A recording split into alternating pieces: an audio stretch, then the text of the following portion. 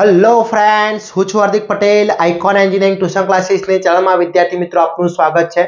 Diploma semester 1 computer branch electronics and communication એટલે EC અને biomedical, એની અંદર એક સબ્જેક્ટ આવે છે basic fundamental of electrical and electronics engineering. Okay, તો આની અંદર આજે આપણે સિરીઝ સ્ટાર્ટ કરી રહ્યા છીએ. એમાં ચેપ્ટર નંબર 1 ના જે most and very most important question છે એ ક્વેશ્ચન, એના આન્સર અને આપણે જીટીયુ ના પેપર, આ દરેક વસ્તુની આપણે ચર્ચા કરવાના છે. તો લાસ્ટ એન્ડ સુધી જોડાતા રહેશો.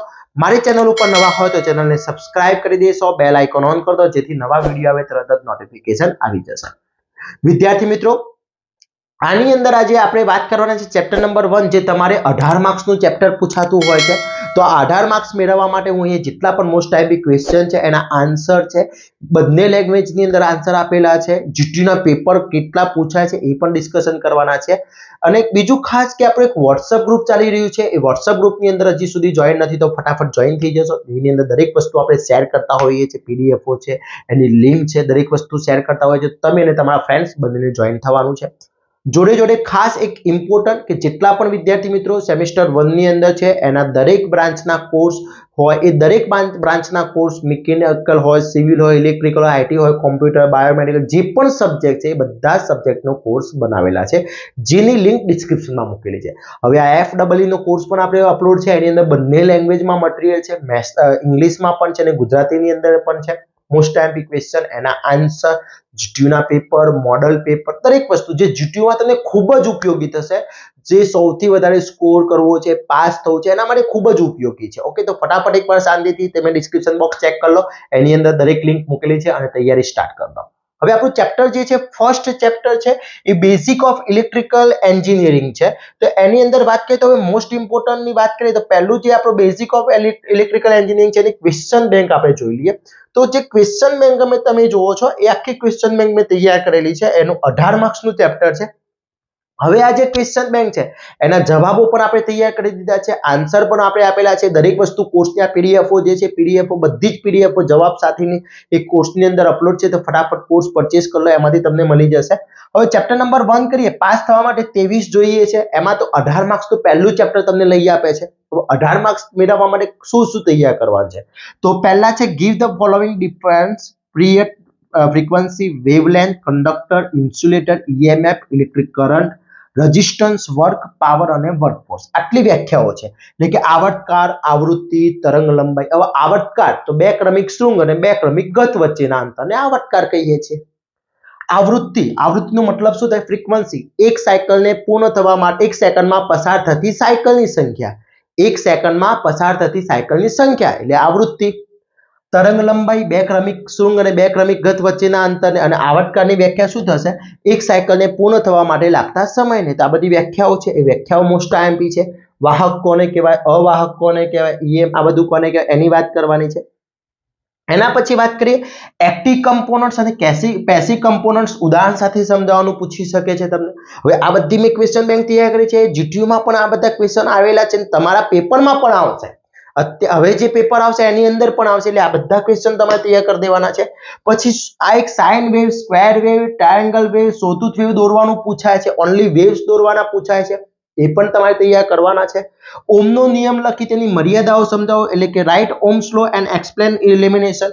હવે ઘણા વિદ્યાર્થી મિત્રોને ક્વેશ્ચન હોય છે કે સર આ જે સબ્જેક્ટ છે એ અમારે ઇંગ્લિશમાં લખો કે ગુજરાતીમાં લખો? તો પહેલા એક કોન્સેપ્ટ ક્લિયર કરી દો કે ઇંગ્લિશ મીડિયમ કે ગુજરાતી મીડિયમ એવું કોઈ મીડિયમ હોતું નથી. તમારું પેપર આવશે બંને લેંગ્વેજમાં આવશે. હવે હું એટલી તમને સલાહ આપું છું, સાચી એવી સલાહ આપું છું, મારો એક ઓપિનિયન છે કે ભલે કોમ્પ્યુટરમાં હોય, ઈસીમાં હોય, કોઈ પણ બ્રાન્ચની અંદર હોય, તમારો આ જે સબ્જેક્ટ છે એ તમે જો 10મું ધોરણ અત્યાર સુધી જેટલા ધોરણ તમે ભણ્યા છો, અભ્યાસ કર્યો છે, ગુજરાતીમાં અભ્યાસ કર્યો છે, તો ગુજરાતીમાં જ એક્ઝામ આપવાની છે. અને ઇંગ્લિશમાં કર્યો છે તો ઇંગ્લિશમાં આપવાનું છે. માર્કશીટની અંદર કોઈ જગ્યાએ ઇંગ્લિશ કે ગુજરાતી હોતું નથી. ઓકે, આ એક વસ્તુ માઇન્ડમાં ફિટ કરો. હા, પ્રોગ્રામિંગ બીસીપી તમારો જે છે ઇંગ્લિશમાં લખાય તો વધારે બેટર છે, કારણ કે આપણે પ્રોગ્રામ ઇંગ્લિશમાં લખી શકીએ, સારું એવું ત્યાં રિપ્રેઝન્ટ, ગુજરાતીમાં લખી ના શકીએ એટલા માટે. ઓકે, તો આ સબ્જેક્ટ જે વિદ્યાર્થી મિત્રો ઇંગ્લિશમાં ભણ્યા છે ઇંગ્લિશમાં આપશે, ગુજરાતીમાં અત્યાર સુધી ભલે કોલેજ વાળા તમને જે કહેતા હોય મિડ એક્ઝામ ઇંગ્લિશમાં પડ્યું કે ગુજરાતીમાં, એનાથી કોઈ નહીં, આપણે કોલેજ વાળા પેપર તપાસવાના નથી. પેપર આપણું જીટીયુમાં કઈ જગ્યાએ જાય છે કોઈ આઈડિયા હોતો નથી. ઓકે, એટલે તમારે ગુજરાતીમાં લખી શકો, ઇંગ્લિશમાં લખી શકો, જે લેંગ્વેજ તમારે લખો, કોઈ જગ્યાએ ફોર્મ ભરવાનું પણ નથી આવતું. Okay, clear? ઓકે, મોસ્ટ છે. પછી અવરોધનું શ્રેણી જોડાણ સમજાવો, સિરીઝ કનેક્શન. કેપેસિટર એટલે શું? કેપેસિટરના પ્રકાર. પછી કરંટ સોર્સ અને voltage source, most IMP question છે. એના પછી ઈએમએફ અને પોટેન્શિયલ ડિફરન્સ વચ્ચેનો તફાવત સમજાવવાનું પૂછી શકે છે. ઓકે, પછી વોલ્ટેજ અને કરંટ સમજાવવાનું પૂછી શકે છે. પછી અવરોધને અસર કરતા પરિબળો. અવરોધને અસર કરતા પરિબળો એટલે કે explain the factor effect of resistance. પછી comparison between series and parallel connection, અને એનો એક એક્ઝામ્પલ પૂછાય છે. ઓકે, તો આટલા જે ક્વેશ્ચન છે 12 ક્વેશ્ચન તૈયાર કરવાના છે અને 18 માર્ક્સ લઈ જાઓ. કેટલા? 12 ક્વેશ્ચન તૈયાર કરો, 18 માર્ક્સ લઈ જાઓ. ઓકે, હવે આ ક્વેશ્ચન આપણે એક્સપ્લેનેશન જોઈ લઈએ કે એક્સપ્લેનેશન શું છે એની અંદર. તો આપણું જે અહીંયા હું બતાવું છું તમને, ઇંગ્લિશમાં પણ આપણું મટીરિયલ અવેલેબલ છે, ગુજરાતીમાં પણ અવેલેબલ છે, બંને લેંગ્વેજની અંદર આપેલું છે. તો પહેલું છે ઇલેક્ટ્રિક કરંટ છે શું, સમજી લઈએ. તો ઇલેક્ટ્રિક કરંટ એટલે શું કે વાહકના આડછેદમાંથી દરેક સેકન્ડમાંથી પસાર થતું હોય, દરેક સેકન્ડ હોય. સમજી લો કે કોઈ પણ એક વાહકનો આડછેદ છે, આ વાહકનો આડછેદ લઈ લીધો છે મેં, અને વાહકના આડછેદમાંથી એક સેકન્ડમાં જેટલા ઇલેક્ટ્રોન પસાર થાય તેને 1 કુલમ ચાર્જ વહેતો હોય તો તે પ્રમાણે 1 એમ્પિયર છે તેમ કહેવાય. કરંટનું સૂત્ર છે I = Q/T. Q એટલે ચાર્જ અને T એટલે સમય, જેનો એકમ છે એમ્પિયર. શું થશે? એમ્પિયર. ઓકે, એમ્પિયર થશે. ઓકે, હવે 1 એમ્પિયર કોને કહેવાય? તો જો 1 સેકન્ડમાં 1 કુલમ ચાર્જ વહન થાય તો તેને 1 એમ્પિયર કહેવાય. 1 સેકન્ડમાં 1 કુલમ નીકળે તેને 1 એમ્પિયર કહેવામાં આવે છે. એટલે ઓકે, ક્લિયર? પછી એના પછી વાત કરીએ, બીજો ક્વેશ્ચન છે તમારો કે વોલ્ટેજ અથવા પોટેન્શિયલ તફાવત, એને વ્યાખ્યા આપો. વોલ્ટેજ કોને કહેવાય? વોલ્ટેજ અથવા પોટેન્શિયલ. તો વોલ્ટેજ એટલે શું? સર્કિટમાં પોઝિટિવ ચાર્જને એક પોઈન્ટથી બીજી પોઈન્ટ, ધારી લો કે મારો કોઈ ચાર્જ છે, અહીંયા એક ચાર્જ છે, એને મારે ત્યાંથી અહીંયા ખસેડવો છે, અહીંયા સુધી ખસેડવો છે. તો એ ખસેડવા માટે આપવી પડતી એનર્જી, આ પેન છે સમજી લો, એ પેન અહીંયા મૂકેલી છે, ત્યાંથી મારે અહીંયા ખસેડવી છે, તેને કોઈ ફોર્સ તો આપવો પડશે. તો જે ફોર્સ આપવો પડે એને શું કહેવામાં આવે છે? વોલ્ટેજ કહેવામાં આવે છે. તો V = Q/T, W/Q. તો V એટલે વોલ્ટેજ, Q એટલે કરવું પડતું કાર્ય, વર્ક, અને Q એટલે ચાર્જ, જેટલું કાર્ય કરવું પડે ભાગ્યા ચાર્જ. ઓકે, તેને કહેવામાં આવે છે વોલ્ટેજ V. વોલ્ટેજ યાદ રાખજો, વોલ્ટેજ છે, વોલ્ટ નથી. વોલ્ટેજ અને વોલ્ટમાં ફરક છે. વોલ્ટેજ અને વોટ આ બંનેમાં ઘણો ડિફરન્ટ છે. Okay, clear? હવે તમે ઇલેક્ટ્રિકલના વિદ્યાર્થી છો નહીં એટલે બહુ ડીપમાં સમજવા, પણ બેઝિક કોન્સેપ્ટ તમે સમજી લેજો. Okay, clear?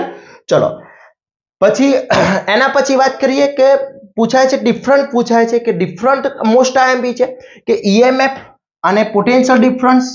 EMF electromotive force, full form થશે ઇલેક્ટ્રોમોટિવ ફોર્સ, અને પોટેન્શિયલ ડિફરન્સ. તો સર્કિટમાં કરંટનું વહન કરવા માટે જરૂરી બળને, જે બળ વહન કરવા માટે જે બળ આપવું પડે એ બળને શું કહેવામાં આવે છે? ઈએમએફ કહેવામાં આવે. અને સર્કિટના બે પોઈન્ટ વચ્ચેના પોટેન્શિયલ એનર્જીના તફાવત, જે એનર્જી આપીએ એ એનર્જીનો જે તફાવત આવે, ડિફરન્સ આવે, એને આપણે કહીએ છીએ પોટેન્શિયલ તફાવત કહીએ છીએ. ઓકે, હવે ઈએમએફ એક કારણ છે કે તે સર્કિટમાં એક ઈએમએફ ના લીધે જ કરંટનું વહન થઈ શકે છે, જ્યારે પોટેન્શિયલ તફાવત અસર એ છે કારણ કે કરંટના વહનના લીધે પોટેન્શિયલ તફાવત ઉત્પન્ન થાય છે. કરંટ વહે છે એટલે પોટેન્શિયલ ડિફરન્સ ઉત્પન્ન થાય છે.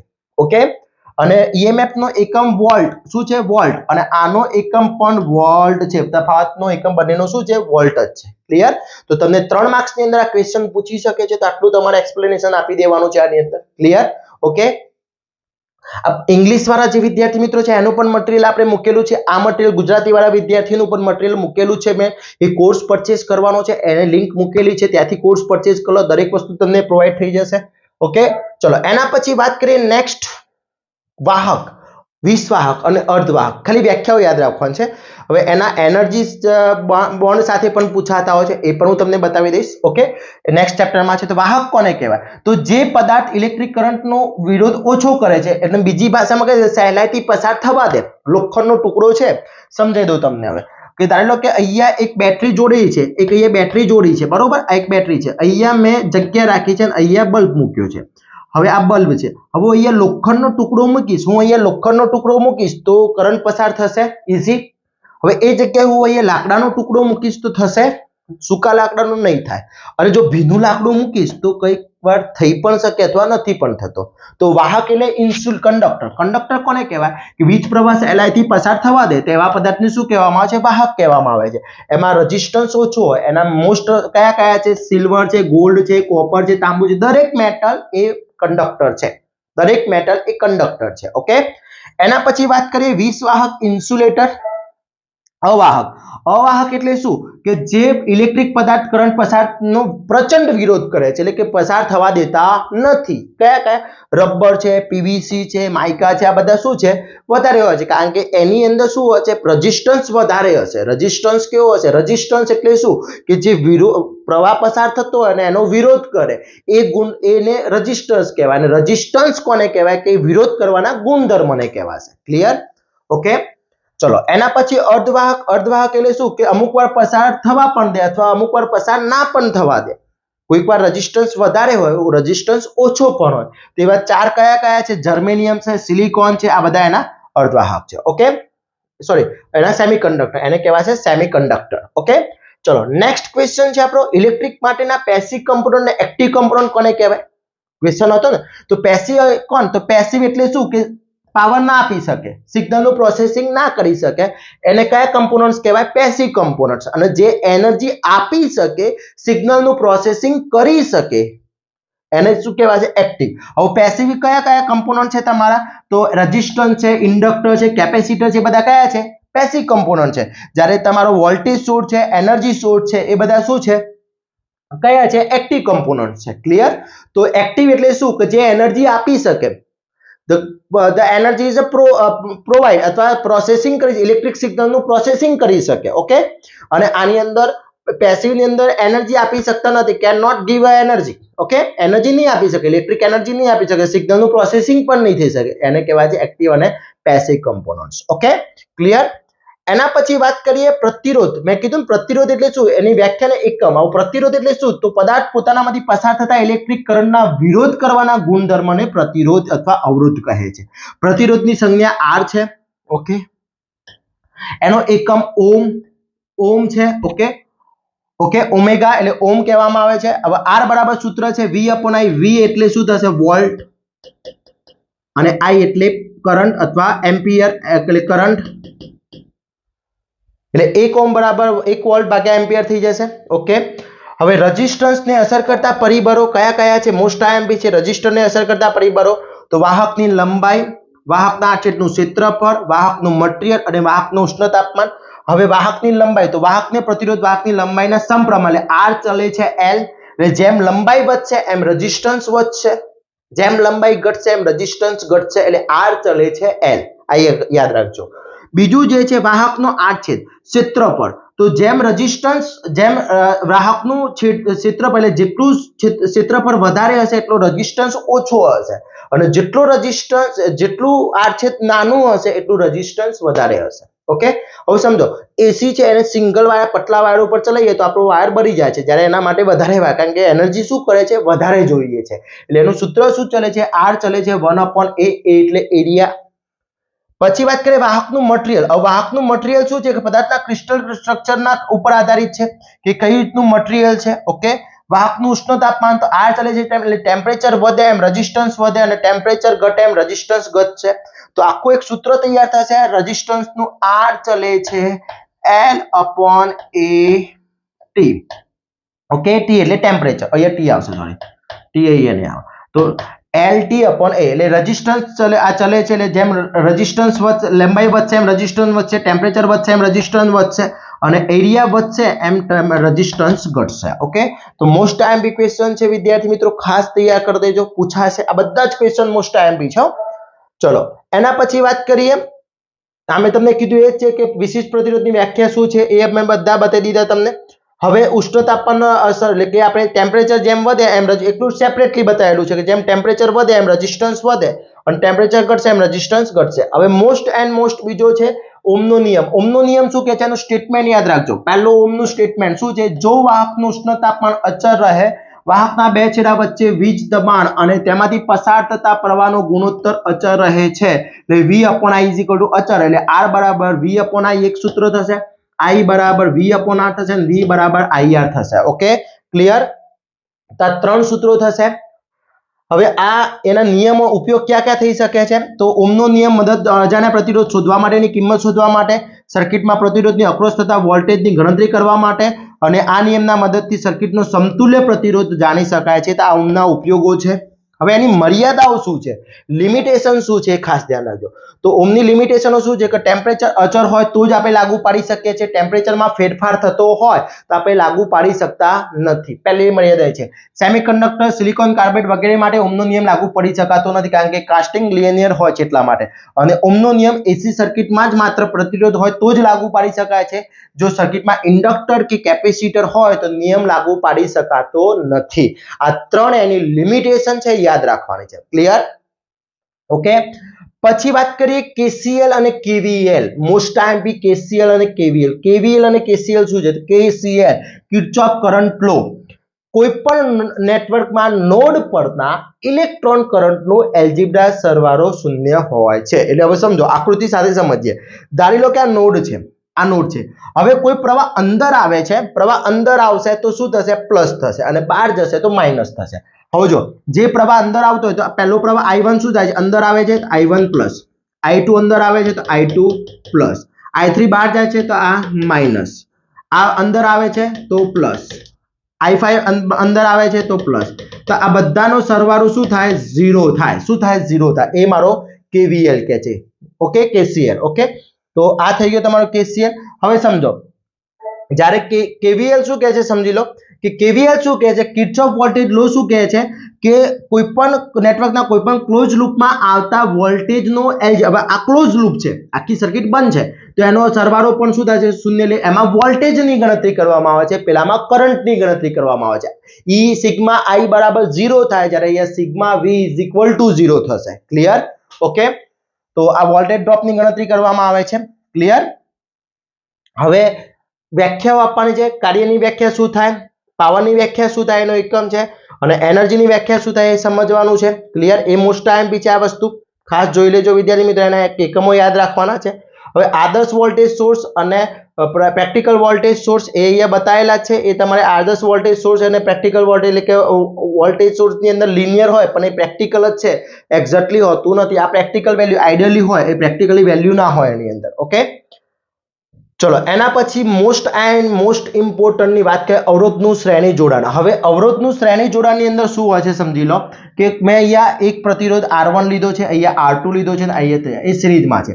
તો એનો V કેવો હશે? આનો V1, આનો V2 અને આનો V3. તો V કેવો હશે? અલગ અલગ. અને I કેવો હશે? સરખો. હવે મારે V શોધવો છે તો V બરાબર V1 પ્લસ V3 થશે. હવે V ની જગ્યાએ આપણે સૂત્ર શું લખી શકીએ? સૂત્ર શું હતું? R બરાબર V upon I. તો V ને કરતા બનાવો તો IR થાય, V બરાબર IR થાય. તો મેં V ની જગ્યાએ શું લખ્યું? અહીંયા IR લખ્યું. V1 ની જગ્યાએ શું થશે? IR1. શું થશે? અહીંયા જો V1 plus V2 plus V3 બરાબર V છે તો V1 ની જગ્યાએ શું? R1 IR1 IR2 IR3 બરાબર IR થશે. ઓકે, હવે અહીંયાથી બધામાંથી R કોમન કાઢું તો I કોમન કરું તો R1 plus R2 plus R3 is equal, અહીંયા I આવશે, અહીંયા IR છે, I નીકળી જશે તો R બરાબર સૂત્ર શું થશે? R1 plus R2 plus R3. એ ટોટલ રેઝિસ્ટન્સ શોધવો હોય તો સૂત્ર થશે મારું R બરાબર R1 plus R2 plus R3. Okay, clear? આની અંદર શું સરખું હોય છે? V સરખો હોતો નથી, V અલગ અલગ હોય છે, I સરખો હોય છે. Okay, clear? ચલો એના પછી વાત કરીએ, સૂત્ર થઈ ગયું તમારું. આ હવે પ્રતિરોધમાં લોસ થતો પ્રવાહ શોધી શકો છો. હવે સમાંતર જોડાણ, એની જગ્યાએ સમાંતર છે એટલે પેરેલલ છે. તો પેરેલલમાં R1 R2 R3, આમાં I અલગ અલગ હશે, I અલગ અલગ હશે, V સરખો હશે. શું હશે? ઓકે, તો એના માટેનું સૂત્ર શું થશે સમજો. હવે અહીંયા I અલગ અલગ છે એટલે I અલગ અલગ છે એટલે I બરાબર સૂત્ર I1 plus I2 plus I3 થઈ ગયું. ઓકે, હવે R બરાબર સૂત્ર શું હતું? R બરાબર V upon I. એટલે I ને કરતા બનાવો તો I બરાબર V upon R કહેવાય, થશે V upon R. ચલો I ની જગ્યાએ શું લખાય? V upon R. અહીંયા શું લખાશે? V1 upon R1, sorry V upon R1 plus V upon R2 અને V upon R3 લખાશે. ચલો કોમન શું નીકળશે? V કાઢ દે અહીંયાથી, આ ત્રણેયમાંથી v કોમન કાઢું તો શું વધશે 1/r1 1/r2 અને 1/r3 બંને બાજુથી v નીકળી જશે તો વધ્યું શું 1/r બરાબર 1/r1 1/r2 અને 1/r3 આ થઈ ગયું મારો સિરીઝ માટે સોરી પેરેલલ માટેનું ક્લિયર ઓકે આ પેરેલલ માટેનું સૂત્ર છે ખાસ ધ્યાન રાખજો વિદ્યાર્થી મિત્રો ઓકે તો 1/r બરાબર 1/r1 1/r2 1/r3 આના એક્ઝામ્પલ પૂછાતા હોય છે એ જોઈ લેશું વિદ્યાર્થી મિત્રો ક્લિયર ઓકે હવે આ બંનેનું પાછું શું પૂછાય છે બંનેનું કમ્પેરિઝન તો શ્રેણી જોડાણમાં બધા જ એલિમેન્ટમાંથી કરંટ પસાર થાય છે દરેક એલિમેન્ટમાંથી અલગ અલગ કરંટ પસાર થાય છે એલિમેન્ટમાં થતો વોલ્ટેજ ડ્રોપનો કુલ સરવાળો v બરાબર v1 v2 v3 થાય છે આમાં બધાના i શોધો તો i1 i2 i3 થઈ શકે છે સમતુલ્ય પ્રતિરોધની કિંમત દરેક એલિમેન્ટ કિંમત કરના સરવાળા એટલે કે r બરાબર શોધવું હોય તો r1 r2 r3 શોધવો ટોટલ રેઝિસ્ટન્સ શોધવું હોય તો r1 r2 r3 કરવું પડે જ્યારે આમાં શોધવું હોય તો વ્યસ્ત પ્રમાણમાં સરવાળો એટલે 1/r બરાબર 1/r1 1/r2 અને 1/r3 કરવું પડે આમાં શું સરખું હોય i સરખો હોય આમાં v સરખો હોય આમાં i અલગ અલગ હોય આમાં v અલગ અલગ હોય ઓકે ક્લિયર પછી સપ્લાય લેવામાં લે તો કુલ પાવર દરેક એલિમેન્ટ દ્વારા લેવાતા પાવરના સરવાળા બરાબર હોય છે જ્યારે સર્કિટના સમતુલ્ય પ્રતિરોધની કિંમત સર્કિટના ઓછામાં ઓછા પ્રતિરોધના કિંમત કરતા પણ ઓછી હોય છે ઓકે આ ડિફરન્ટ પૂછાય છે ઘણીવાર યાદ રાખજો વિદ્યાર્થી મિત્રો ક્લિયર હવે એના પછી જુદા જુદા પ્રકારના વેવફોર્મ મેં તમને કીધા હતા બધા વેવફોર્મ છે sine wave square wave sawtooth wave triangle wave ફક્ત વેવ દોરવાના પૂછાય છે તો આ વેવ્સ થઈ ગયા તમારા અને એના એક્ઝામ્પલ છે એક્ઝામ્પલ પછી આપણે નેક્સ્ટ વિડિયોની અંદર ચર્ચા કરીશું આ એક્ઝામ્પલની તો આ થઈ ગઈ તમારી થિયરી ઓકે હવે જીટીયુ ના પેપર આપણે ચેક કરી લઈએ કે ભાઈ જીટીયુ હવે ઇંગ્લિશ મીડિયમ વાળા વિદ્યાર્થી મિત્રો પાછા મને કહે છે કે સર અમારું પેમ્પલેટ બનાવ્યું નથી અમારું મટીરીયલ છે ખરું હા તો બતાવી દઈએ આપણું એમનું મટીરીયલ પણ આપણા જોડે અવેલેબલ છે ઓકે તો એમનું મટીરીયલ પણ અહીંયા મેં બનાવેલું છે સેમેસ્ટર 1 ઇંગ્લિશ વાળા જે વિદ્યાર્થી મિત્રો છે એમનું ટોટલી મટીરીયલ અહીંયા બનાવેલું છે ચેક કરી શકો છો ઓકે તો આ દરેક વસ્તુ ત્યાં જે છે એ વસ્તુ અહીંયા અવેલેબલ છે વિદ્યાર્થી મિત્રો એને પીડીએફો મૂકેલી છે એ પીડીએફો તમે અહીંયાથી જોઈ શકો છો અને એની તૈયારી કરી શકો છો ઓકે હવે પેપરની ચર્ચા કરી લઈએ આપણે ચલો કયા કયા ક્વેશ્ચન પૂછાય છે આપણે બધા ક્વેશ્ચન યાદ છે હવે પેપરની વાત કરીએ કયા કયા ક્વેશ્ચન તો પહેલું આપણે પેપર લઈએ છીએ 2023 નું પેપર ચલો 2023 નું પેપર આમાંથી યસ આ 2023 નું પેપર આપણે અહીંયા કાઢ્યું લાસ્ટ જે પેપર લેવાયું હતું તમારું પેપર 8/8/2023 ઓકે ઓકે ચલો 8/8/2023 નો હવે કેટલા માર્ક્સ ની અંદર પૂછાય છે ચેક કરવાનું છે ચલો આ જીનો ડાયોડ તો બીજા ચેપ્ટર નું છે પીએન જંકશન પર બીજા ચેપ્ટર નું છે અહીંયા ઓકે પહેલું અહીંયા છે ક્વેશ્ચન નંબર 2 ચલો આ એક ક્વેશ્ચન છે ઓહમનો નિયમ તેની મર્યાદા 3 માર્ક્સ ની અંદર પછી પેસિવ કમ્પોનન્ટ એટલે શું ઇન્ડક્ટર પેસિવ કમ્પોનન્ટ તરીકે સમજાવો 4 માર્ક્સ ની અંદર ઓકે એટલે આ બે ક્વેશ્ચન છે હવે આની અંદર તો કિર્ચોફ વોલ્ટેજ ને કેવીએલ ઓકે તો હવે આની અંદર શું હોય છે વિદ્યાર્થી મિત્રો ખાસ ધ્યાન રાખજો શું કઈ રીતનું હોય છે આ પેપર સ્ટાઇલ છે તેની અંદર હું તમને બતાવી દઉં સમજી લો આ પેપર આ રીતની પેપર સ્ટાઇલ આવશે હવે આ જે ક્વેશ્ચન છે બંને લેંગ્વેજમાં આપેલા છે હવે ક્વેશ્ચન એ છે કમ્પલસરી છે અને બી કમ્પલસરી એટલે આ એ અને બી લખવાનું છે હવે સી ની અંદર તમારે આ ચોઈસ કરો કાં તો આ બંનેમાંથી કોઈ પણ એક લખવાનું રહેશે ઓકે હવે ક્વેશ્ચન 2 ની અંદર શું કરવાનું છે ABC આપેલો છે ઓકે તો આ વિદ્યાર્થી મિત્રો ABC જે આપેલો છે એની અંદર ઘણા વિદ્યાર્થી મિત્રો શું કરતા હોય છે આનો A લખતા હોય આનો B લખતા હોય અને આનો C લખવા જાય છે રોંગ છે નહીં લખી શકો કાં તો તમારે આ 3 લખવાના છે ખાસ સાંભળજો આ ચોઈસ કરો અથવા આ ચોઈસ કરો બંનેમાંથી કોઈ એક ચોઈસ કરવાનો રહેશે ઓકે એટલે આપણે સેકન્ડ ચેપ્ટર ની અંદર આ બે પૂછાયા ચલો ફર્સ્ટ ચેપ્ટરમાં ચલો થર્ડ में જોઈએ તો આ ફિલ્ટર છે એની અંદર નથી પૂછાયું ઓકે હવે આ ક્વેશ્ચન છે તમારો વાહક અવાહક અને અર્ધવાહક છે ઓકે એના પછી વ્યાખ્યાઓ કઈ કઈ છે વ્યાખ્યા આપો સાયકલ આવૃત્તિ આવર્તકાળ તરંગ લંબાઈ 4 એટલે 7 અને 4 11 માર્ક્સ ઓકે 11 માર્ક્સ નું છે એના પછી તમારું 7 માર્ક્સ ની અંદર એક્ઝામ્પલ છે 11 ને 7 18 માર્ક્સ થઈ ગયા વિદ્યાર્થી મિત્રો ક્લિયર આ એક્ઝામ્પલ મેં અહીંયા બતાવેલો છે એક્ઝામ્પલ ત્યાં ગણેલો છે પેમ્પલેટ ની અંદર લાસ્ટ બતાવ્યો આ 2023 નું પેપર હતું ચલો નેક્સ્ટ પેપર આપણે સર્ચ કરીએ નેક્સ્ટ પેપર ની અંદર આપણું નેક્સ્ટ પેપર લઈએ છે 2022 નું પેપર ચલો નેક્સ્ટ પેપર વિન્ટર 2022 નું પેપર લઈએ ઓકે તો એની અંદર વિન્ટર 2022 ના પેપર ની અંદર પહેલો ડિફરન્સ છે ડિફરન્સ આપો EMF અને પોટેન્શિયલ ડિફરન્સ, પછી પ્રતિકાયકને અસર કરતા પરિબળ રેઝિસ્ટન્સ વાળો 3 ને 4 7 માર્ક્સ, પછી શ્રેણીને સમાંતર જોડાણ માટે સમીકરણ શોધો 7 માર્ક્સની અંદર, અથવા એની અંદર ઉર્જા સ્ત્રોત કીધો છે સોર્સ ઓફ એનર્જી, એટલે આ 3 લખી નાખો એટલે કેટલા માર્ક્સનું થઈ ગયું? 14 માર્ક્સનું થઈ ગયું આટલું. ઓકે, એના પછી એનર્જી બેન્ડ અને એનર્જી તો નેક્સ્ટ પેપરનું છે, એટલે કે સેકન્ડ ચેપ્ટરનું છે. ચલો, એના પછી બીજો કોઈ ક્વેશ્ચન હોય તો હું તમને બતાવી દઉં છું. જો વિદ્યાર્થી મિત્રો, આ છે ને તમારા સિલેબસમાં નથી, બુકની અંદર નથી, પણ આ પેપરની અંદર કયું પેપર હતું તમને કહી દઉં. આ જે પેપર છે એની અંદર 28/3/2023 નું પેપર હતું. એની અંદર વિદ્યાર્થી મિત્રો ગેટ પૂછાયા હતા. શું પૂછાયા હતા? ગેટ પૂછાયા હતા. ઓકે, આમ સેકન્ડ સેમમાં સબ્જેક્ટ આવશે તો આ ગેટ માટે મેં વિડીયો મૂકેલો છે YouTube પર, તમારે સર્ચ મારવાનું છે ગેટ્સ મારા ચેનલ ઉપર. એમાં ગેટ્સ તમારા સેકન્ડ સેમિસ્ટરનું ડિજિટલ ઇલેક્ટ્રોનિક્સ છે એની અંદર મૂકેલું છે, જોઈ લેજો. ઓકે, એટલે ગેટ પૂછાયેલા છે. તો આને હા, કિર્ચોફ કરંટનો નિયમ સમજાવો 3 માર્ક્સની અંદર પૂછાયેલો છે, અથવા ઓમનો નિયમ જણાવો 3 માર્ક્સની અંદર જો છે. ઓકે, એટલે કુલ 14 ને 3 17, એટલે 17 થી 18 માર્ક્સનું ચેપ્ટર તમારું પૂછાતું હોય છે વિદ્યાર્થી મિત્રો. તો ચેપ્ટર નંબર 1 ની થિયરી મેં તમને પ્રોપરલી બધી સમજાવી દીધી છે. આ બધી જ થિયરી પૂછાઈ શકે છે. બધા જ મેં આન્સર વિથ આન્સર દરેક ચેપ્ટરના, એના પેપર સોલ્યુશન, એના મોસ્ટ આઈએમપી ક્વેશ્ચન, દરેક વસ્તુ આપણે કોર્સની અંદર છે. તો સિમ્પલ એ કોર્સ તમારે પરચેસ કરવા માટે ડિસ્ક્રિપ્શનમાં લિંક મૂકેલી છે, ત્યાંથી તમે કોર્સ પરચેસ કરી શકો છો અને તૈયારી સ્ટાર્ટ કરી શકો છો. ઓકે વિદ્યાર્થી મિત્રો, નેક્સ્ટ લેક્ચરની અંદર નેક્સ્ટ આપણે ચેપ્ટર લઈશું. ત્યાં સુધી વિદ્યાર્થી મિત્રો ચેનલ ઉપર નવા હોય તો ચેનલને સબસ્ક્રાઇબ કરી દેશો, બેલ આઇકોન ઓન કરી દો, જેથી નવા વિડીયો આવે તરત જ નોટિફિકેશન આવી જશે. અને WhatsApp ગ્રુપની અંદર જોઈન નથી તો ફટાફટ WhatsApp ગ્રુપની અંદર પણ જોઈન થઈ જશો. ઓકે, આવા જ નવા વિડીયો સાથે નવા દિવસે મળીશું. ત્યાં સુધી વિદ્યાર્થી મિત્રો મને રજા આપશો. જય હિન્દ.